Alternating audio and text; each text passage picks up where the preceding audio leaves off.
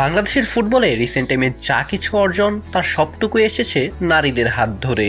কথাটা হয়তো অনেকাংশেই ভুল, বরং স্পোর্টস সেক্টরে যত শত প্রাপ্তি যশ সবগুলোতে ইতিহাসের প্রথম দিকে থাকবে নারী ফুটবল দল। সাফের স্বর্ণজয়, এশিয়ান গেমসে পার্টিসিপেশন, বড় দলগুলোর সাথে টোয়ে টো রেখে লড়াই করা, সবকিছুতেই যেন এগিয়ে নারীরা। এবার আবারও আরেক সোনালী ইতিহাস সূচনার পথে পিটার বাটলারের দল। আজ প্রথমবারের মতো এফসি অনূর্ধ্ব-20 নারী এশিয়ান কাপের মূল মঞ্চে পা রাখছে লাল সবুজের পতাকাধারীরা। কন্টিনেন্টাল এই টুর্নামেন্টের শ্রেষ্ঠত্বের লড়াইয়ে বুধবার উদ্বোধনী দিনে হোস্ট নেশন থাইল্যান্ডের মুখোমুখি হবে বাংলাদেশ দল। ব্যাংককের থাম্মাসাত স্টেডিয়ামে বাংলাদেশ সময় সন্ধ্যা 7টায় হতে যাওয়া ম্যাচের আগে প্রেসের সঙ্গে কথা বলেছেন বাংলাদেশ কোচ পিটার বাটলার। সংবাদ সম্মেলনে তিনি বলেন, যেহেতু মাত্র এশিয়ান কাপ শেষ করেই বাংলাদেশ দল এই টুর্নামেন্টে অংশ নিতে এসেছে, তাই দলে থাকা অনেক তরুণ খেলোয়াড়দের জন্য এটি হতে যাচ্ছে প্রথমবারের মতো আন্তর্জাতিক পর্যায়ে খেলার অভিজ্ঞতা।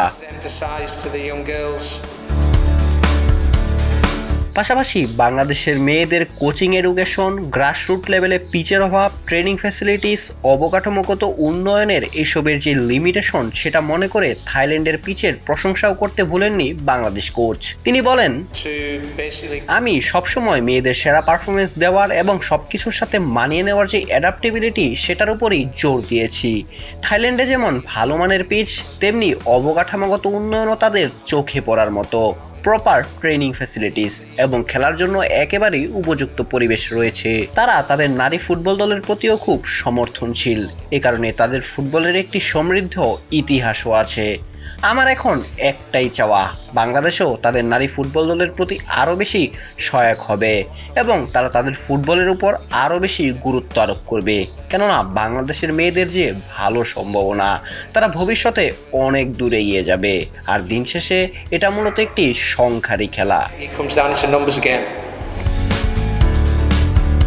সবশেষে বাটলার তার মেয়েদের প্রতি আত্মবিশ্বাসী।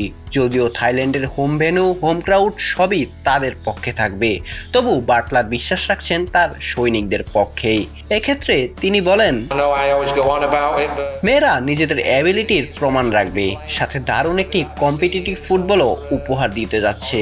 ফলাফলের কথা চিন্তা না করে ইতিবাচক পারফরমেন্সই দেখতে পাবো।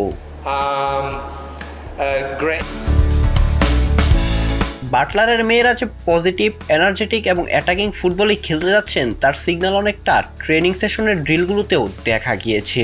শেষ দিনেও বাংলাদেশের মেয়েরা হাই ইন্টেন্সিটিতে কোন ড্রিবলিং ড্রিল বা স্ল্যালম ড্রিবলিং ড্রিলও করেছেন। খেলোয়াড়রা পোল ঘুরে বল নিয়ে বারবার ড্রিল করে গেছেন, যেটা তাদের বল কন্ট্রোল কিংবা ক্লোজ ড্রিবলিং অথবা সাইড পাসের সময় কাজে দেবে।